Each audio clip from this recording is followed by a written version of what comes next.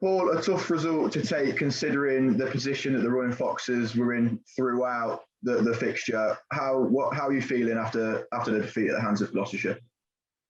Yeah, bitterly disappointed, Scott. We played such good cricket throughout the whole game, apart from literally the last day, and three days of really good dominance from us.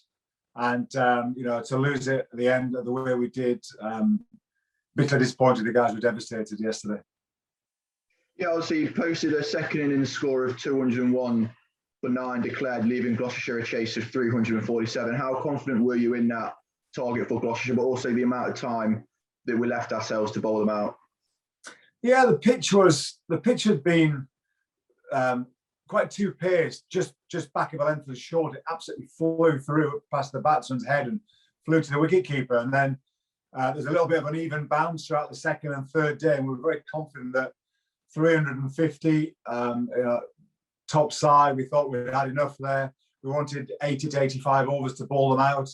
Obviously dependent as well how much it spun early wickets. We knew that we were short, obviously, of a seamer with Dieter, unfortunately, tweaking his hamstring.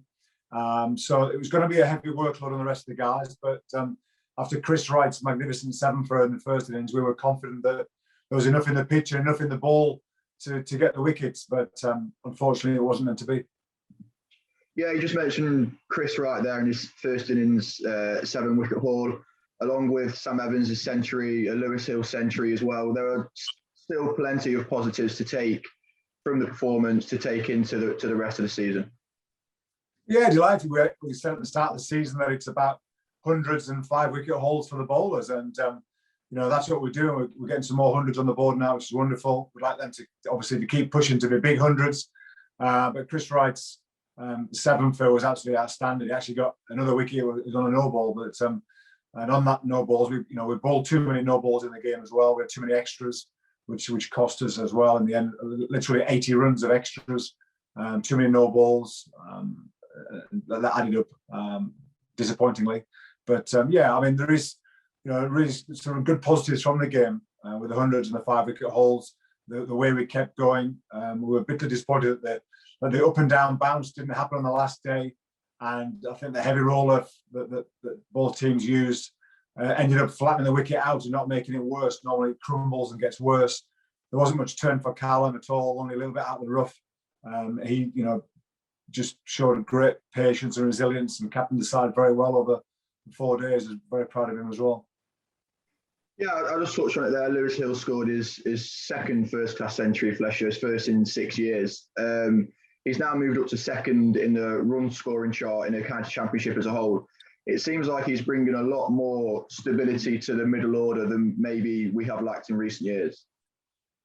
Yeah, absolutely. Lewis has always been a good player. Came as a youngster, top order batsman, and maybe just lost his way a little bit with various coaches that came in.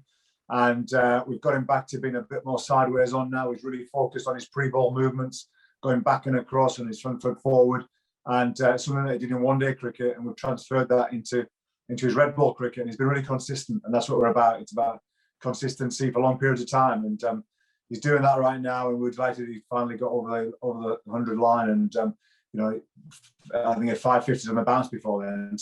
So delighted. And finally, just looking ahead slightly, we host Surrey this week. Obviously, they're coming into Leicester on the back of quite a heavy victory. So what are you expecting from that fixture? Obviously, you already played them at the Oval earlier in the season. Yeah, it's going to be a good game. They're a high-class side, but, we respect them. We don't fear them. We respect them. We know that on our day we can compete and beat anybody. So we're just going to make sure that we, learn from this game. In hindsight, is it better for us at this stage of our young careers as far as it's concerned of our young group? Is it better just getting draws, getting some points on the board? But actually playing in games like that is such a good learning for the guys, and actually learning and growing.